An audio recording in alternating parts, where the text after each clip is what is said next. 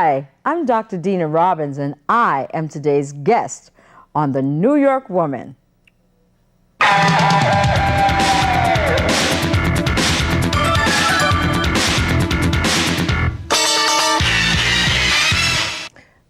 I'm Sharon Tavares, and I'd like to welcome you to The New York Woman. And today we have a very special guest, Dr. Dena Robins. We'll be right back.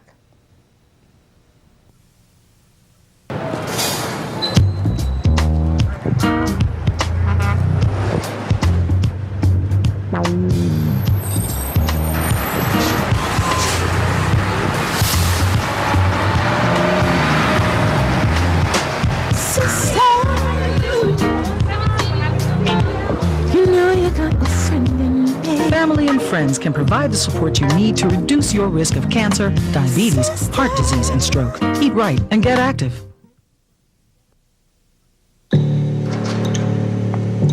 This is fine. Thanks.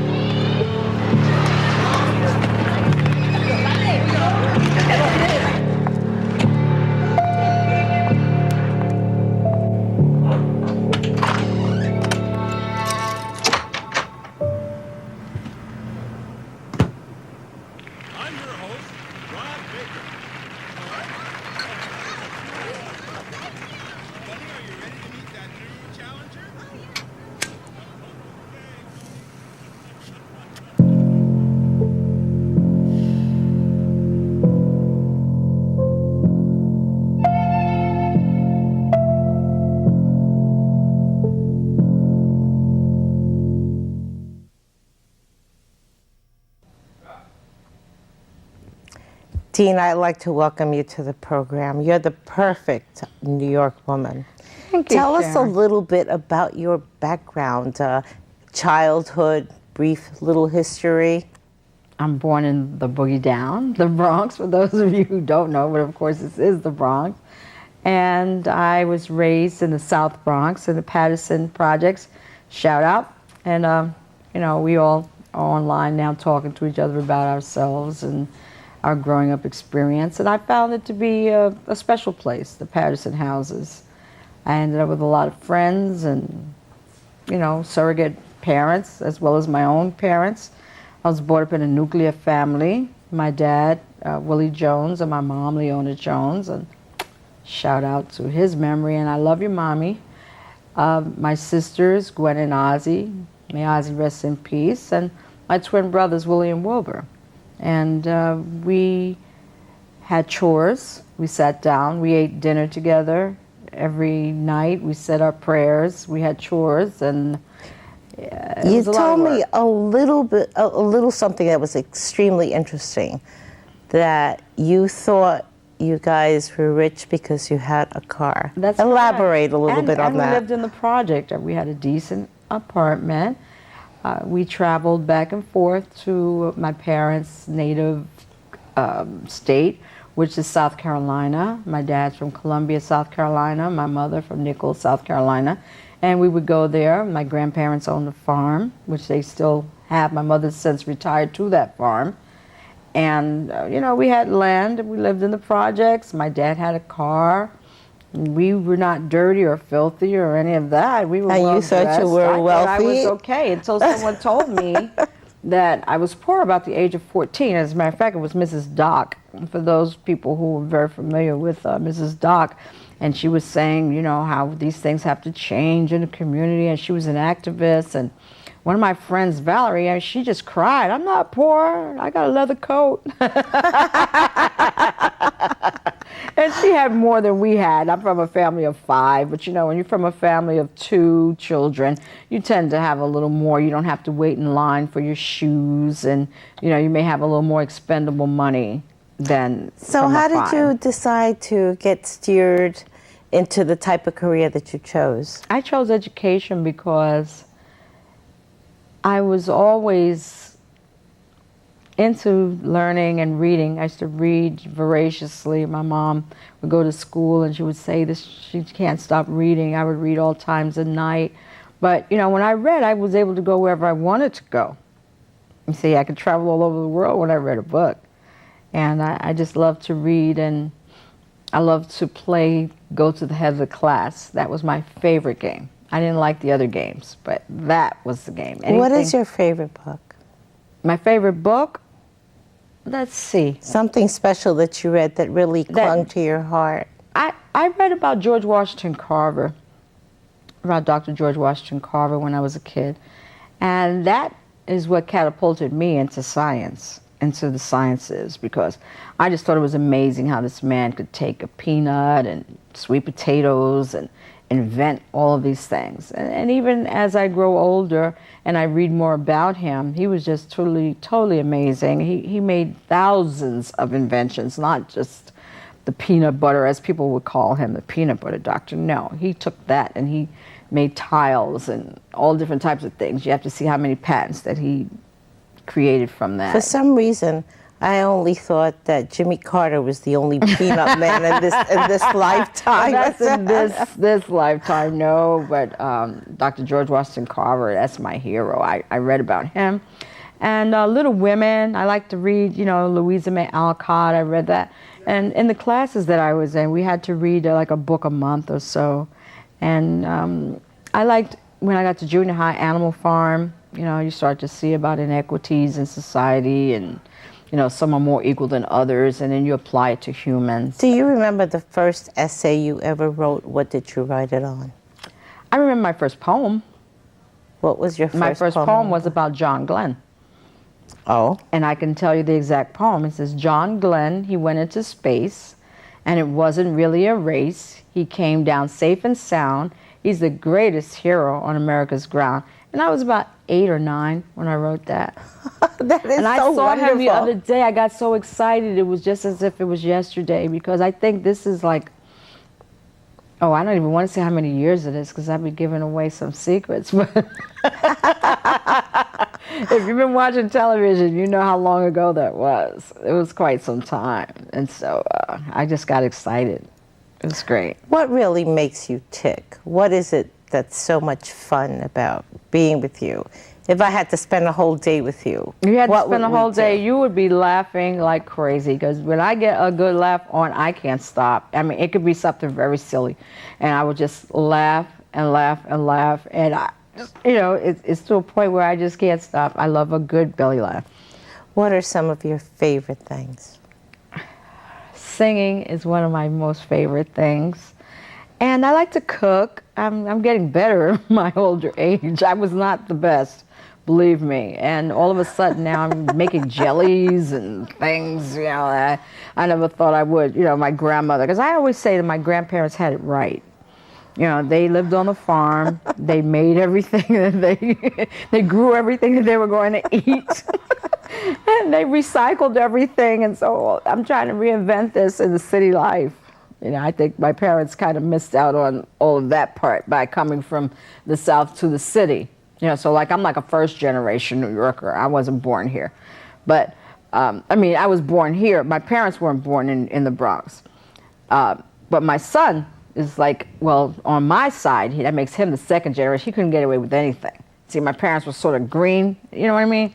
In terms of, you know, people think, oh, this is the United States, but, you know, the South is different from the North.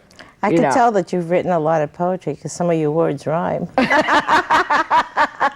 Well, that's what I love to write poetry. I mean, I can be inspired by a little or nothing, or, you know, someone say something to me, I says, yeah, I'm going to write a poem about that. Now, we're going to hear a little bit of your soul. Mm-hmm. What is it that you're going to sing to us? You promised that you'd sing something for me. Yeah, I'm going to sing a new song that I just released. Yeah, I've been out here singing in the circuit, and ironically, I started out at Sweetwater's, my first big show, and that's where Whitney Houston started too, when she was in her teens.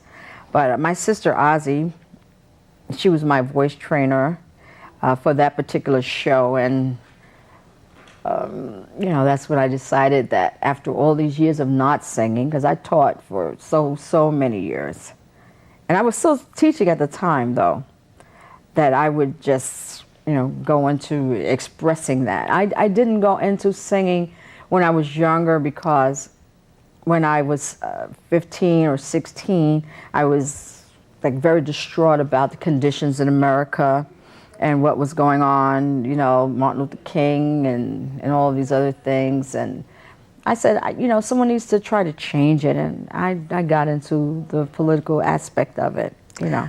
Okay, we'll continue this conversation in about 2 minutes. We'll be right back. Don't go away. Get comfortable so we can hear what Dr. Robins has to tell us from the heart. We'll be right back.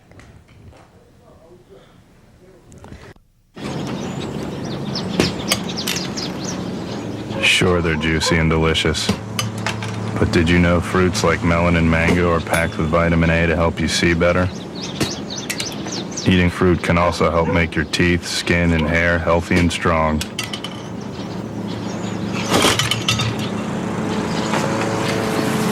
Can your food do that? Run, throw, think, eat better. Find out more at smallstep.gov. Low-fat cheese sandwiches on whole wheat bread.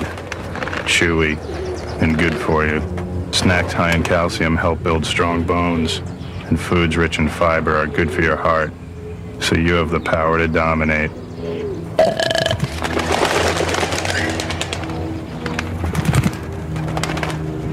Can your food do that? Run, throw, think, eat better. Find out more at smallstep.gov. Fruit. What a tasty treat. Fruits packed with potassium and other nutrients can help keep your heart pumping strong during the game. And they give you energy back so you can take on the next activity.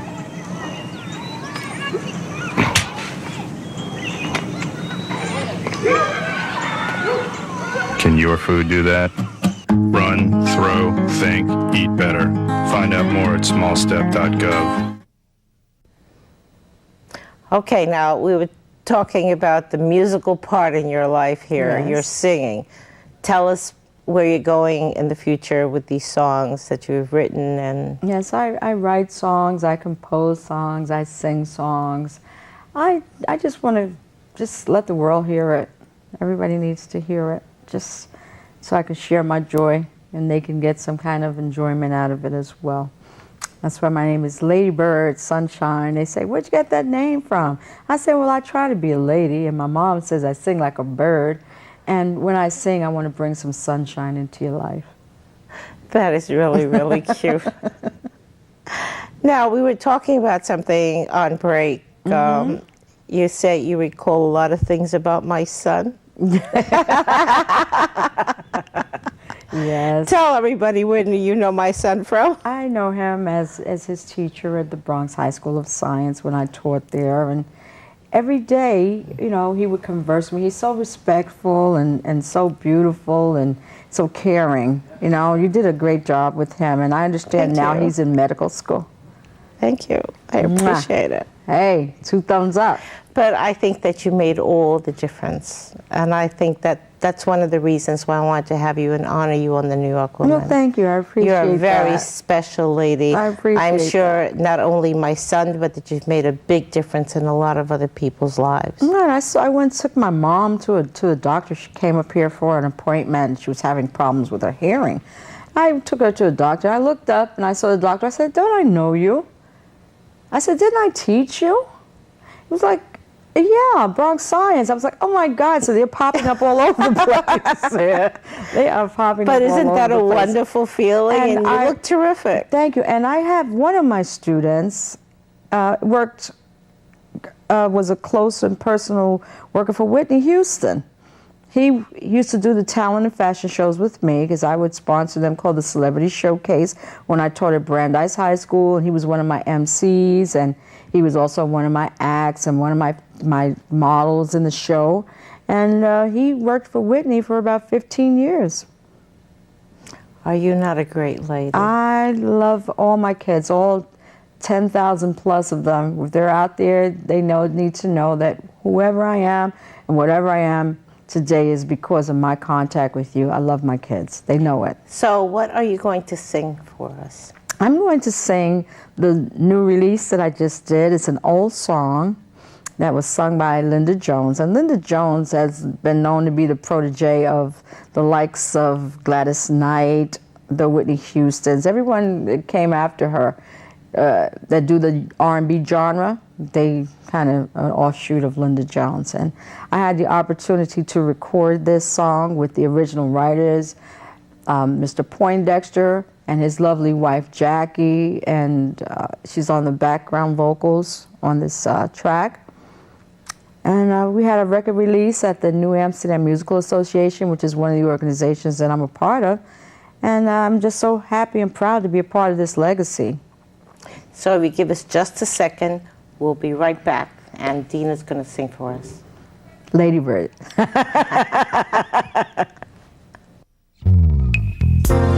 baby.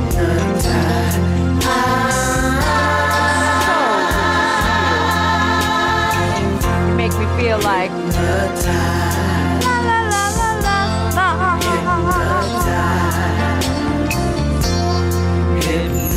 I love your swagger, style, your smile. I mean, you make me feel mesmerized.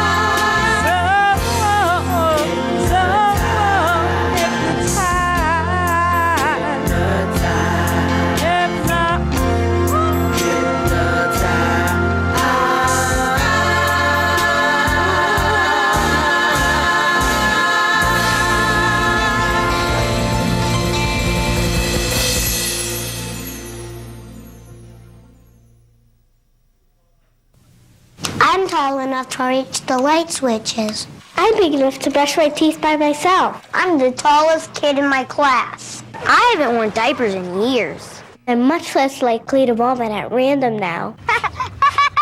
My cups don't have lids anymore. Mine either. I'm getting pretty big. But to help me survive a car crash, I still need you to give me a boost. Until they're 4'9", use a booster seat in the car and don't let them down.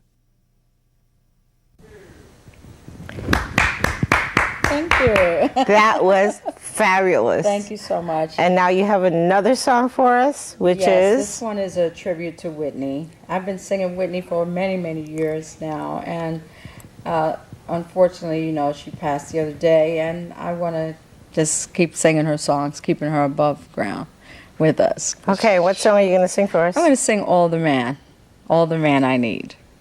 Okay, here she is, Dr. Dena Robins.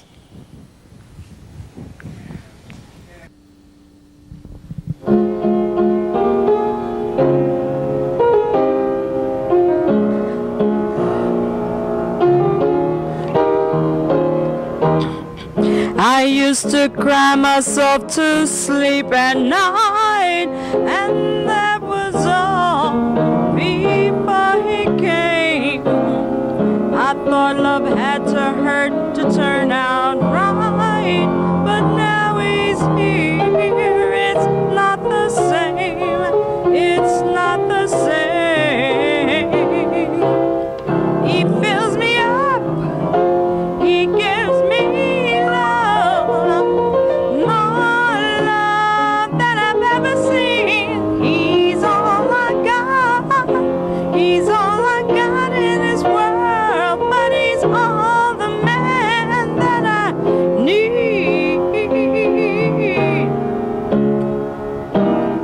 And in the morning when I kiss his eyes, he takes me down and rocks me slow. And in the evening when the moon is high, he holds me close. He won't let go. He won't let go. He fills me up. He gives me love, more love than I've ever seen. He's all I got. He's all I got in this world, but he's all the man that I need. Yeah.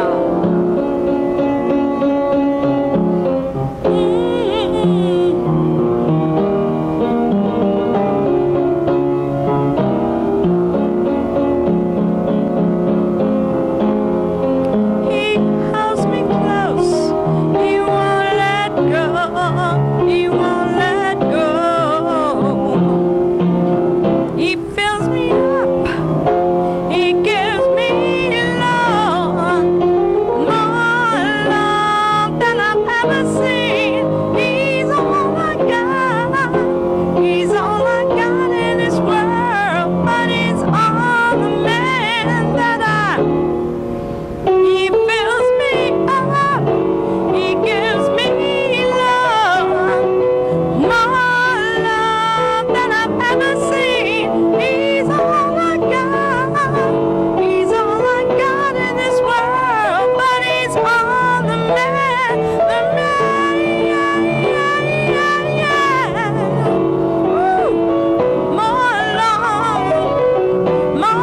love than I've ever seen. He's all I got. He's all I got in this world, but he's all the man, yeah. Woo. More love than I've ever seen. He's all I got. He's all I got in this world, but he's all the man that I need.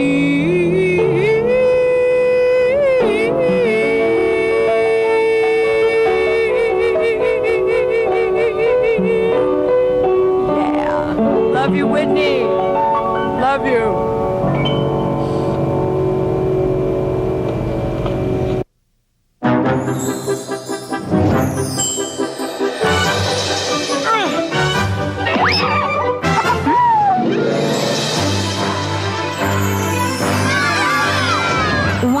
outgrown their toddler seat, they're still not ready for adult safety belts alone. 4'9" is the magic number. Until then, kids need a booster seat. Make sure your little pumpkin gets there safely. Visit boosterseat.gov. Bravo, Dr. Robbins.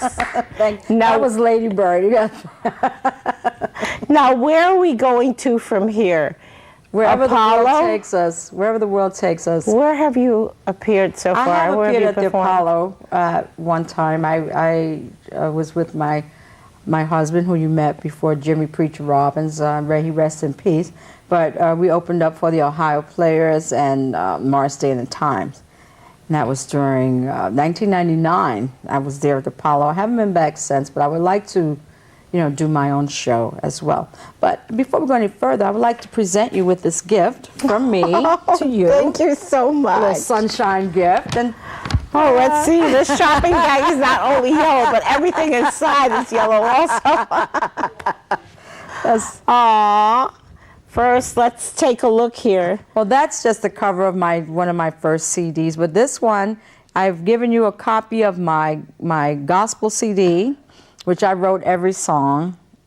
Every song is called If I Have the Faith of a Mustard Seed. Let's see if we kind of focus in on this. Yes, and that was like my second CD. And of course, they have the third CD upstairs. But I gave you the CD that I just made that is also presented to you.